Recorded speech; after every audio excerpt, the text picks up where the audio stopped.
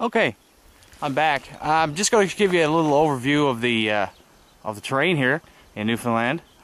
Especially here in the Avalon Peninsula, we have a lot of evergreens.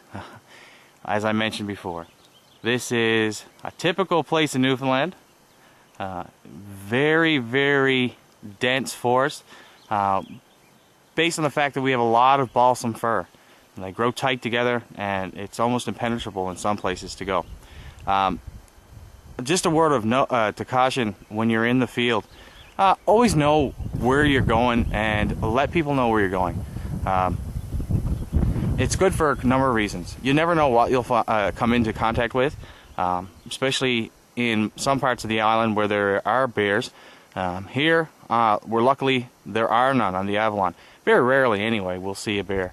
But always make sure that someone knows where you're to.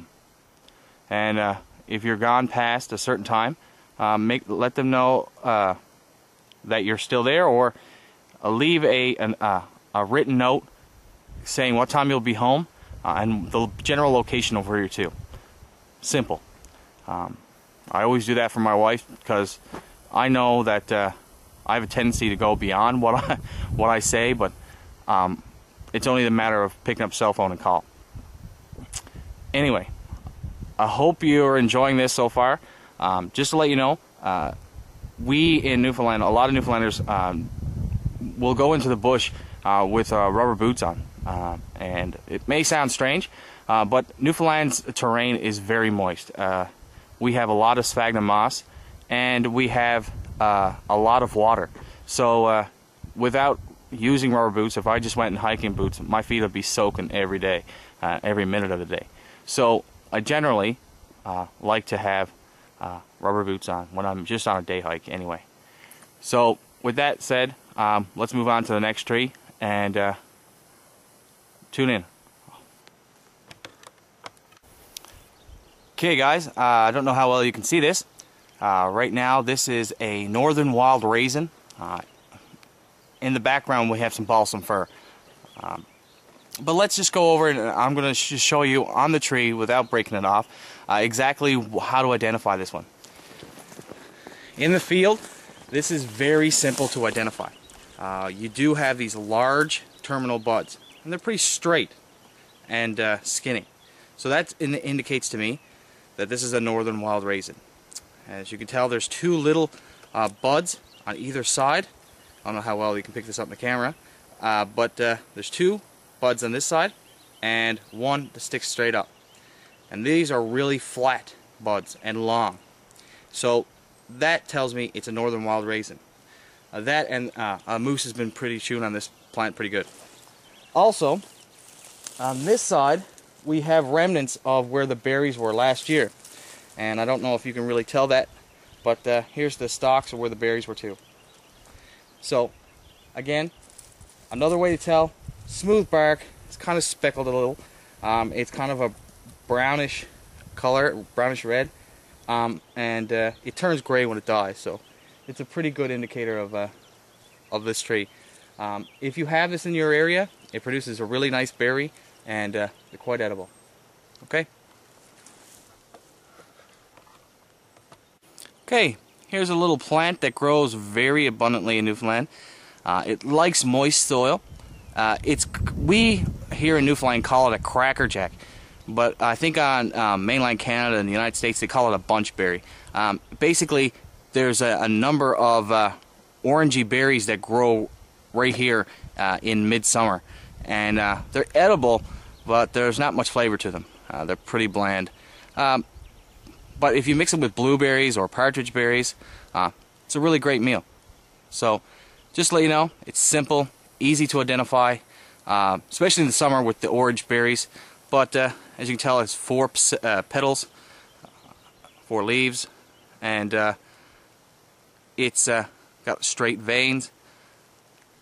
Very common, and a lot of people eat these. So, a lot of animals like them too. So that's bunchberry or crackerjacks. Okay, we're back with another plant. This is the white spruce. Now, the white spruce can be misidentified a lot of the times with a balsam fir because it has long, slender needles. And in fact, one of the easiest ways to tell, again, is to roll the needle, as well as to ensure that it stinks. Sounds funny, but it's true. If you crack the needle and it stinks, you have yourself what is known as a white spruce. Anyway, as you can tell, there's a bunch of spruces around, mixed in with balsam fir. So if I panned over a balsam fir by mistake, I apologize, but we do have black spruce and white spruce here.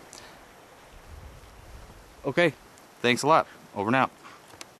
Okay, now, in Newfoundland, we call this the juniper, but that's not correct.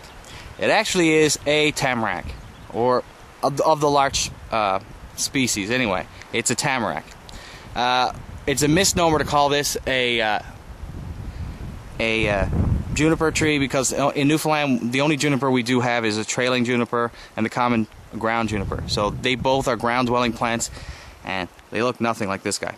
But this guy is the only deciduous conifer in Newfoundland, which is pretty cool. Likewise, we have in the same area two birch trees. Now if I can zoom in on those guys for you. Here we go. This is a white birch, but it's young, so it has a very brown appearance to it. Often mistaken with yellow birch when it's really young. When both are very young, they're very brownish colored, and they're very hard to distinguish. But to distinguish the two when they're young, snip off a piece, stick it in your mouth. Sounds gross, but it's true, because yellow birch has a minty taste to it. A lot of people use it for brushing their teeth in the mornings. Great flavor, but if you put white birch in your mouth, not so good. But it's not poisonous, so go for it. And enjoy the yellow birch if you find it. Okay, back again in a few moments. Alright, back again. This here is an alder. Very common to Newfoundland. It grows in a lot of disturbed area. That means that humans have come through, and I'm really on basically a quad trail today, and this is right here is well, as you know, disturbed. And these plants flourish here. They also flourish after a burn. They're one of the first deciduous to grow back. They grow like weeds. You can cut them right down to the root and to the base of the tree, and they'll still sprout back up. So it's a easy tree to identify. Really gray in color, big broad leaves in the summer. They're kind of serrated around the edges, just mildly, and but we have two types of alder on the island. On the Avalon Peninsula, we have one, which is the just the common alder, and on the west coast we have the speckled alder. The speckled alder is brownish in color and is speckled, obviously. So that is the alder, and let's move on.